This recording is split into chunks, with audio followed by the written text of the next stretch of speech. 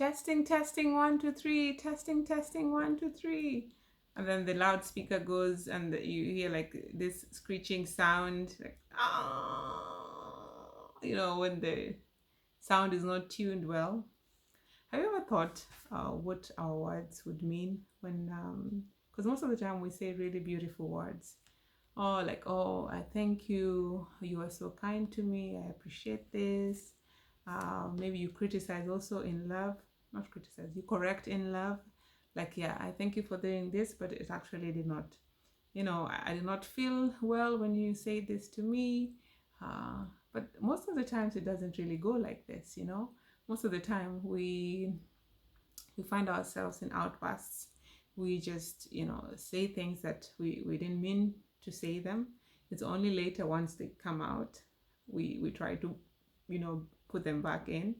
uh, but it's not possible. It's like, I think there's analogy someone gave about a toothpaste, that when you try to you squeeze out the whole tube and you try to put it all back in, it's not possible. And that's the same way with our words. Sometimes we say things that we regret. And in Psalms, David is a perfect example. In Psalms 141 verse 3, he says, he prays, take control of what I say, O God, O Lord, and guard my lips. And it's the same when James, in James 3 verse 6, your tongue sets on fire the course of your ship. It's like the power of the tongue. Whatever we confess, whatever we tell people, when, just the example I gave, when our teachers were calling students stupid, like, you fool, you stupid. Some of these words, actually, it's the first time I'm actually saying them, and it actually, it makes you feel not good. But sometimes we have some of these words that come out of our mouths that are not good, and we tell them to other people, we tell them to loved ones. So this is just an encouragement, or a call for action, that we need to pray like David, so that God may give us self-control of what we speak and how we speak them to people. It's one thing to think things, but it's another thing to actually say them. It's a lack of self-control. But also, I think God needs to clean our minds, so that we are not even thinking about things for other people, about other people. Let's not think about even negative about them. Let's just know that everybody's trying to do the best they can. So, like, I have two brothers. One who's now with the Lord, but they were DJs when I was a teenager, and every time they were testing their sound systems, you hear this screeching sound, but then later on, they tweak it, and then it's perfect.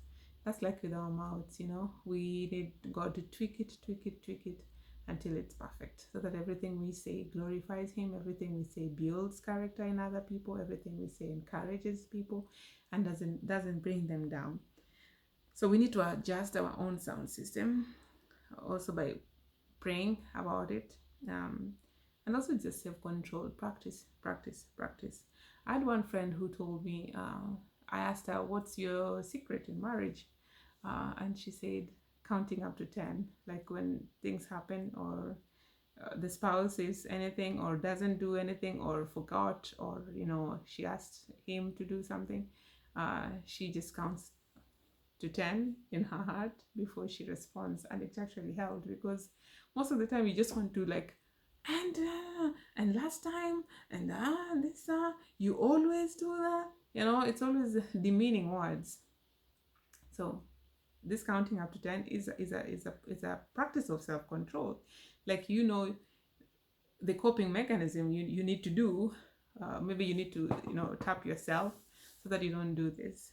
So the Lord is patient with us. He's always forgiving. He's always forgiving us.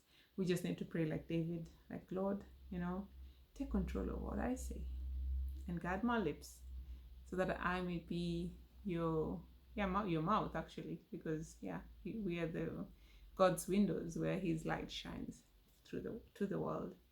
So just want to leave you with that.